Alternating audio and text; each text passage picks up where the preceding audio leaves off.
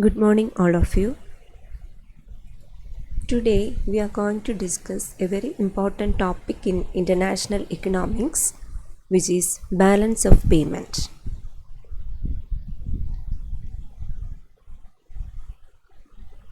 Let us try to understand this concept. Balance of payment, or simply BOP of a country, is a systematic summary statement of a country's international economic transactions during a given period of time, usually a year. So, BOP is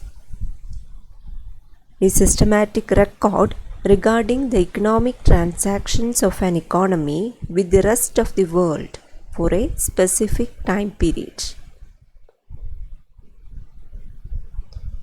It presents a summarized and classified record of all the receipts and payments of a country. When it is defined as a record of all receipts and payments, it implies that the receipt side includes all the receipts on account of goods exported, services rendered, and capital received by the residents. Similarly, on the payment side, it records all payments made by a nation on account of goods imported, services received from rest of the world, and capital transferred to the non-residents or foreigners. So you can also explain balance of payment as a systematic record of all the receipts and payments of a particular nation.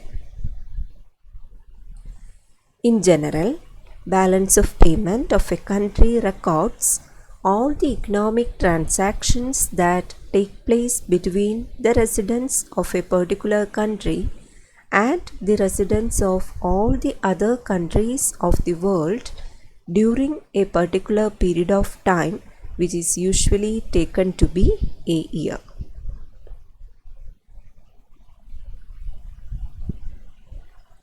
You should understand that balance of payment includes not only visible items but also invisible items and capital transactions.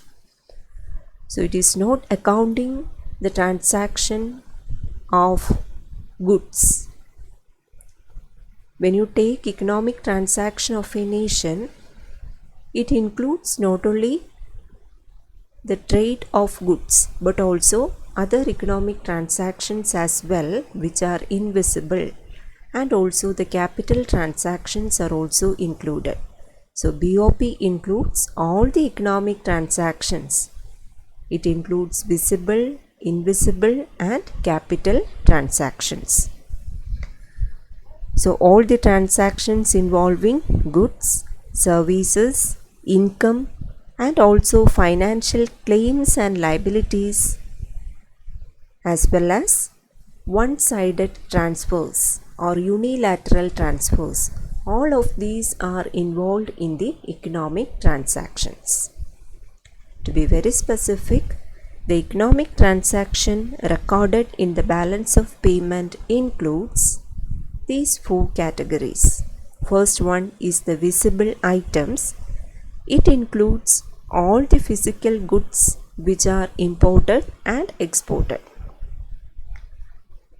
So that is all regarding the traded goods. When an economy is having trade relation, it is exporting and importing some particular commodity to other economies and also from other economies, then that is recorded under visible items. So it includes all the physical goods which are imported and exported. The second category is invisible items. It refers to all types of services which are exported and imported. The services include insurance, banking, consultancy, etc. This head also include investment income. That is, investment income also comes under this invisible item. So investment income includes interest, profit, dividends and royalties. The third category is unilateral transfers. So these are one-sided transfers like gifts and personal remittances. The unilateral transfers, as I said, it is a one-sided transfer. It is called unrequited transfer. What do you mean by the term unrequited?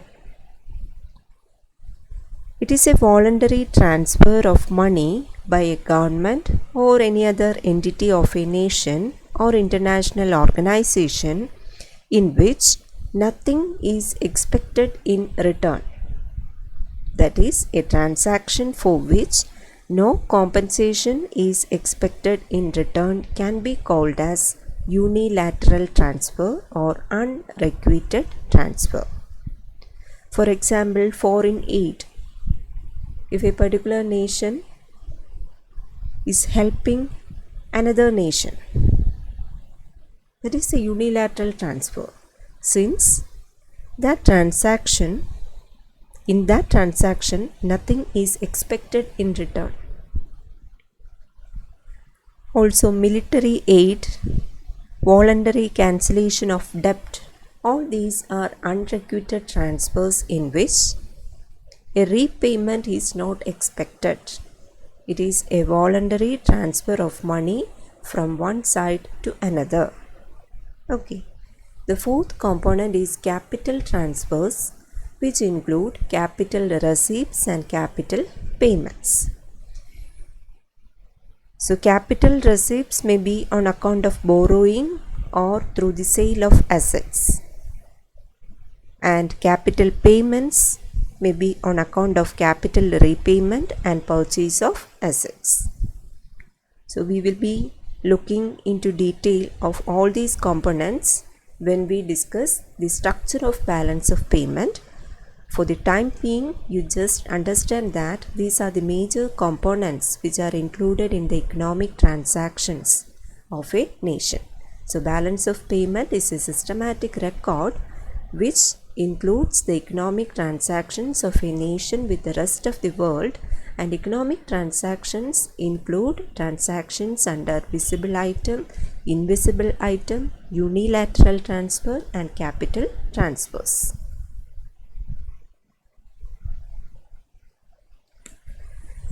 Let us see the significance of balance of payment. As I said, balance of payment is an important concept in the area of international economics. Why is this record that much important?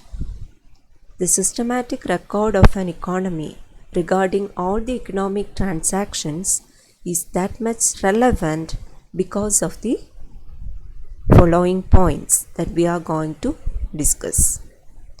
First one, this record of BOP indicates the changing international economic or financial position of a country. If we want to assess an economy in terms of its financial position, you need a document, that is the balance of payment. By referring to balance of payment, you can assess the financial position of a particular nation.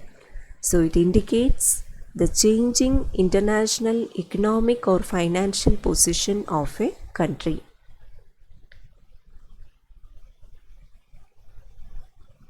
The balance of payment helps in the formulation of a country's monetary, fiscal and trade policies. So that is another significance of BOP. BOP helps a nation in formulating various policies like monetary policy, Monetary policy, as you know, is the policy of the central bank of a country. In the case of India, the policy of RBI is called as the monetary policy. Fiscal policy is the policy of the government. The policy of the government incorporates policies regarding revenue, expenditure and borrowing. So all these constitute the fiscal policy. And also every nation should frame trade policies. All matters regarding trade should be planned. So a policy framework is needed in trade also. So in the formulation of all these policies, balance of payment is very important. So balance of payment helps in the formulation of the policies of a nation.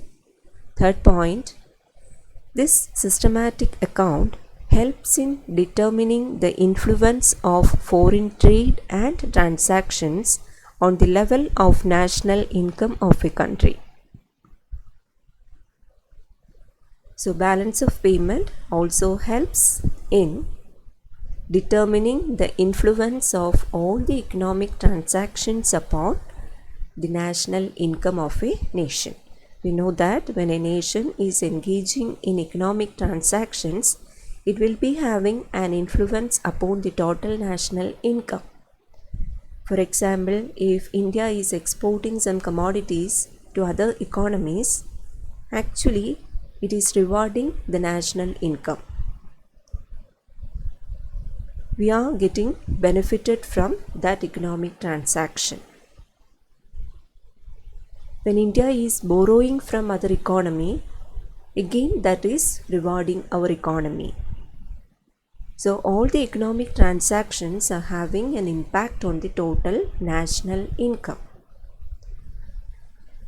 To understand that also, we need balance of payment. It is also useful to banks, firms, financial institutions and individuals which are directly or indirectly involved in international trade and finance. We know that in the financial activities, many entities are taking part. All those entities have to track the economic position of the nation. Balance of payment will be providing all the necessary documents regarding the economic health of an economy.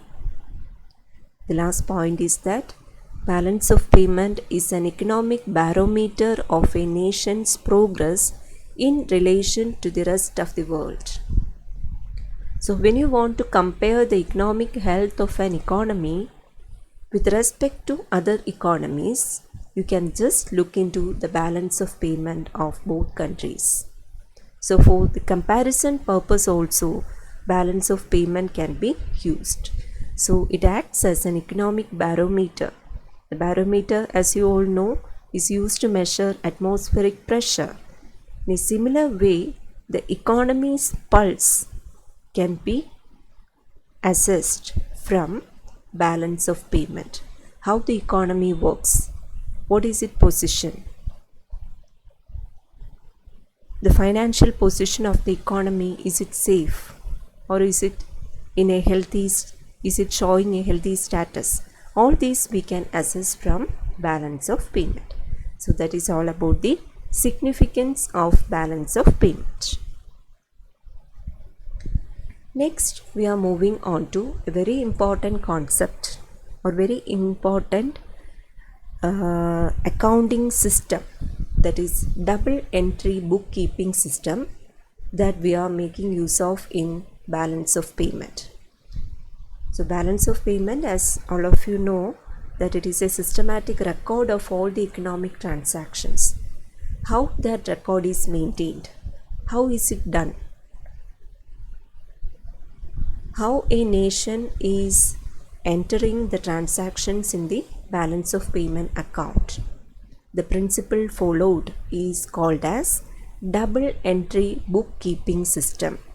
So balance of payment makes use of double entry accounting system. So you should have a basic understanding of this concept before moving on to the components.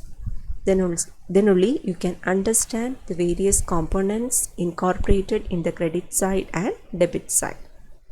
So double entry bookkeeping is nothing, but it means that each transaction in an economy is entered on the credit side as well as on the debit side.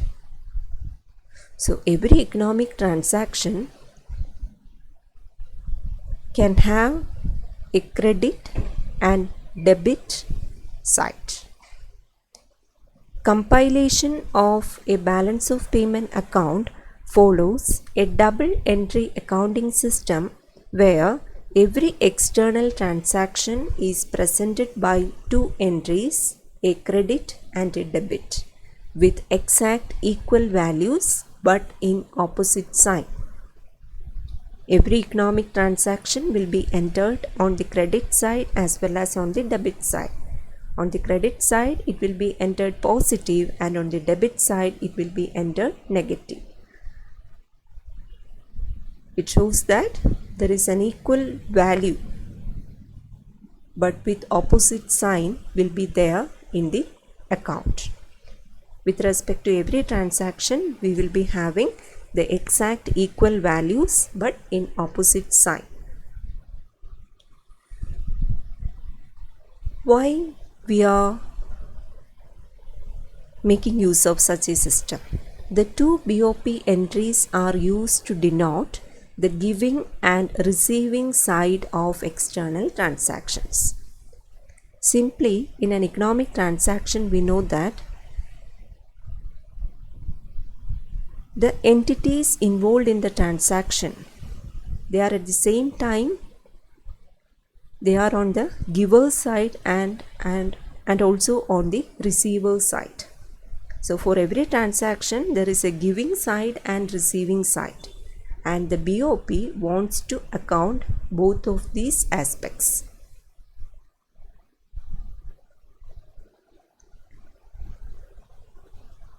When we move on to a simple example, you will understand that in detail.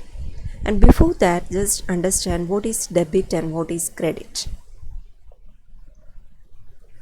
I told you that the credit side, on the credit side, the value is taken as positive, and on the debit side, the value is taken as negative. So for every economic transaction, we are having a credit side as well as debit side. Now, what is meant by credit, or what is the rule of accounting with respect to credit? So credit shows the outflow of value for which a payment is due to a country. So for a country to have an entry on the credit side, something of value must flow out of that country. That is, it shows decrease in assets and goods. If something of value is flowing out of a country, actually the physical quantity of that particular good is decreasing in the country, then that transaction should be accounted on the credit side, or that is a credit for the country. So credit is the outflow of value for which a payment is due to a country, and it shows decrease in assets or goods. When India is exporting engineering goods to other economies, or hardwares from India to other economies, actually it is showing a decrease in the asset. Hardwares are an asset to an economy. If we are exporting that one, actually the asset is coming down. The magnitude or the quantity of the asset is coming down. So it is showing an outflow of value for which we are expecting a payment from other economies. For whatever commodity we are exporting, we are expecting a payment. So outflow of value for which a payment is due, then that is a credit. What about debit? It shows the inflow of value for which domestic agents must pay. If India is exporting a commodity to UK, then for UK it is showing an inflow of value for which they are bound to make the payment. They have to pay to India. They have to make the payment to India. And from their perspective, it shows an increase in asset and goods. Okay, so that is debit. So credit shows decrease in assets and goods, and debit shows increase in assets and goods. Keep this point in mind to understand the coming example. So, in the previous slide, we discussed the concept of double entry bookkeeping, in which every economic transaction will be accounted on the credit side as well as on the debit side. Let us see a simple example. Suppose you are going to a store to buy a laptop. You may be looking for different brands, and at last you fix one particular laptop, and the MRP will be rupees 21,000. Let it be rupees 21,000. You are buying that laptop for rupees 21,000. So this is a simple transaction, a local transaction. So here you are the buyer, you are going to a particular store and buying a laptop for rupees 21,000, which represents a simple transaction. The store owner is selling the laptop to you, and in return you are making the cash payment. The laptop is now sold out to you, and in return you are giving the price of the lap, that is cash payment. You are making the cash payment for the laptop. Now, from your perspective, this particular transaction has two parts.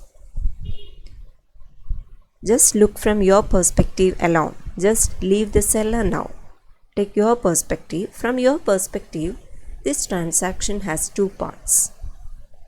One is that you are getting a laptop, a physical asset. You are getting a laptop. Second one, you are making cash payment. So these two are the two sides of the transaction. You are getting a laptop and you are making cash payment. The double entry bookkeeping system requires that both of these acts or both parts of this transaction should be accounted. The system recognizes both these aspects in accounting terms. That is, you are getting a laptop and you are making cash payment. Both of these will be accounted in the double entry book system. So double entry system of accounting is basically a system which recognizes both these aspects in the accounting terms. In this system, there are always debits and credits. For every transaction, there will be a debit side as well as credit side. And also the accounting system says that in any transaction, the debit and credit are equal. Every transaction will be having two aspects, debit and credit, and also these two are equal. Always these are equalized. Let us try to understand this. When you buy the laptop, you are getting a physical asset, a valuable asset for rupees 21,000.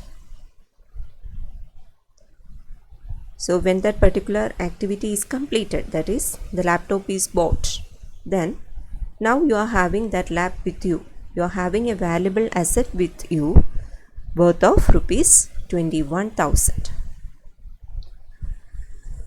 Now the rules of accounting tells us that when an asset comes in it has to be debited. The rules of accounting states that when an asset comes in, it has to be debited. Okay, so in the previous slide we saw that debit shows increase in asset or goods. When an asset increases, the magnitude of asset or goods increases, it should be accounted on the debit side. Okay, so the rules of accounting, as per the rules of accounting, when an asset comes in, it has to be debited. So if you are concerned, you are getting the laptop, so rupees 21,000, you are getting the lap for rupees 21,000. So your physical asset with you is now worth rupees 21,000. So you can account or you can show this rupees 21,000 on the debit side, since an asset worth of 21,000 is now in your hand. When an asset comes in, you have to debit that.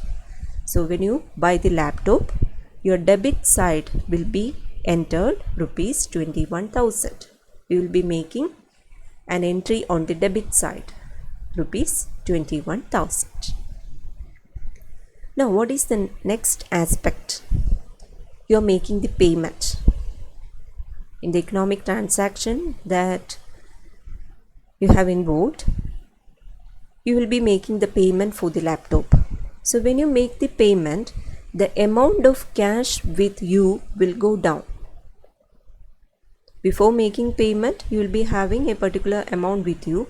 After payment, the total amount with you is coming down. The amount of cash with you will go down. So there is a reduction in the value of asset. Money or the stock of cash with you is also an asset. So when that money is coming down, there is actually a reduction in the value of asset. Here the asset is money or cash.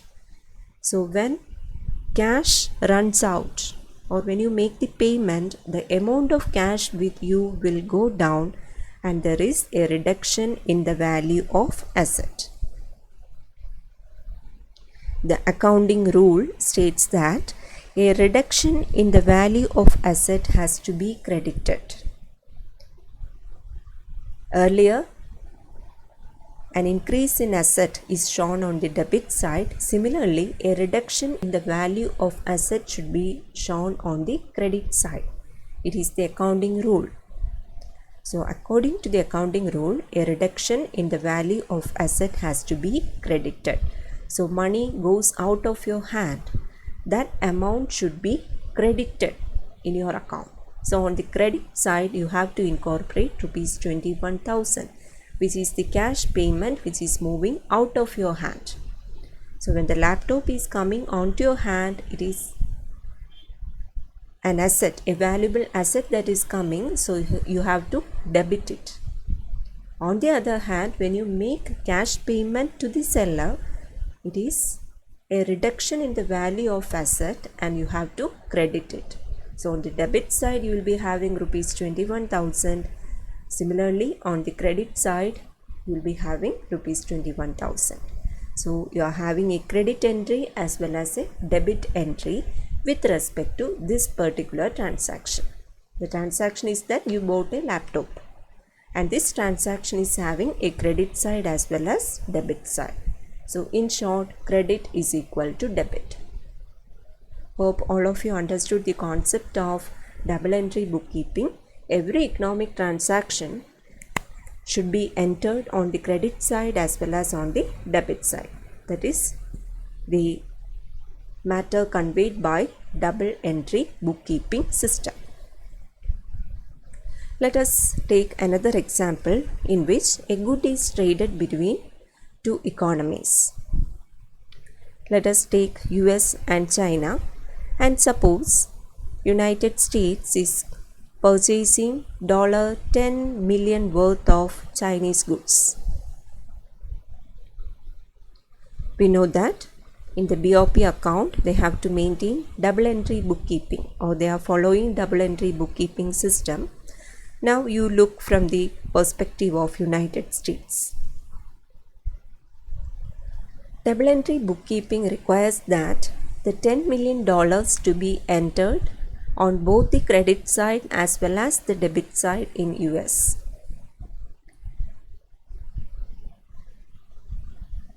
Here, US is importing $10 million worth of goods from China. So when they import, there is actually an inflow of goods to US, or there is an increase of goods within US. An increase of good should always be accounted on the debit part. Clear? When the quantity of good increases, it should be shown on the debit part. So import of $10 million worth of goods from China states that when you go by the rule of accounting, when an asset comes in, it has to be debited. So here the goods are coming into US economy, so it is the debit part. So $10 million will be entered into the debit part of United States balance of payment. We know that US have to make the payment. They will be paying $10 million to China. When the payment is made, that shows a reduction in the amount of cash with US, or there is a reduction in the value of asset when you consider United States. So that is the credit part. We know that according to the accounting rule, a reduction in the value of asset has to be credited. So when United States make the payment, that payment of $10 million will be entered in the credit part. So the same value is entered both on the debit part and on the credit part. On the debit part it is negative, and on the credit part it will be positive. So in total, the total balance of payment will always be in balance. That is, credit will always equal to debit. So overall BOP will be in balance in this sense. So that is the concept of double entry bookkeeping.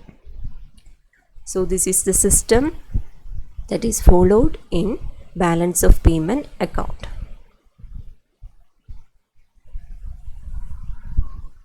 So today we discussed the concept of balance of payment, or what do you mean by balance of payment, and we saw the significance or relevance of balance of payment in assessing the economic health of nations.